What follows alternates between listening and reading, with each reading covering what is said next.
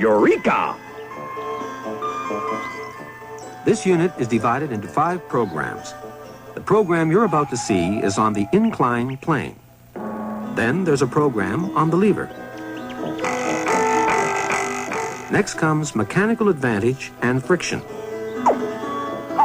Then the screw and the wheel. And finally, the pulley. But our story begins with the inclined plane. You haven't really got enough force to lift that barrel, have you? How much force do you need to lift it? Well, how much does it weigh? So you'll need at least 800 newtons of force to lift it into the back of the truck. How far is that? About 1 meter? How many joules of energy will it take? Well, figure it out. Energy is the ability to do work. Work equals force times distance. 800 newton meters of work, or 800 joules of work, which is the same as 800 joules of energy. But you still can't lift the barrel. There's something wrong somewhere. Perhaps it's because you have to exert your energy all at once. If only you could load the barrel onto the truck a little bit at a time. If you could slice it into 4. Then you'd have 4 200-newton slices of barrel. And you'd only need 200 newtons of force to lift each one. That's easy, isn't it?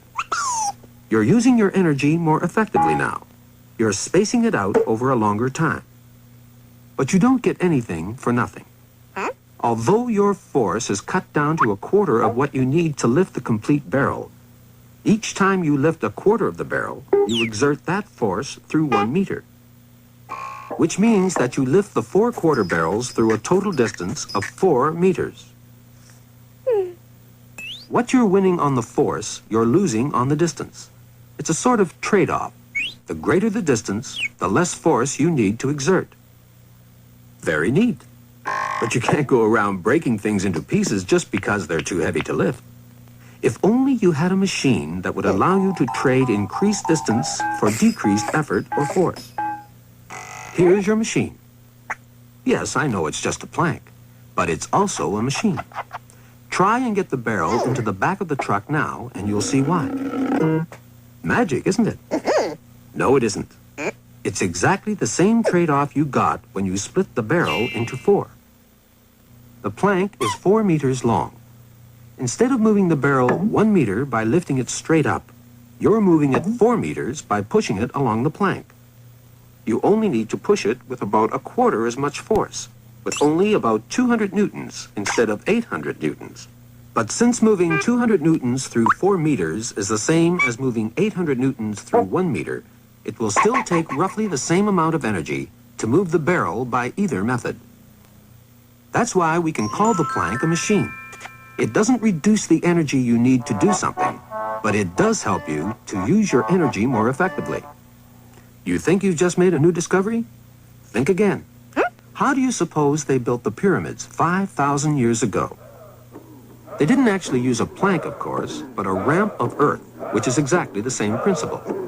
And you use the same principle yourself every time you stand on an escalator. Because the plank, the ramp of earth, and the escalator are all 3 examples of the same type of simple machine. They are all sloping, and they are all flat.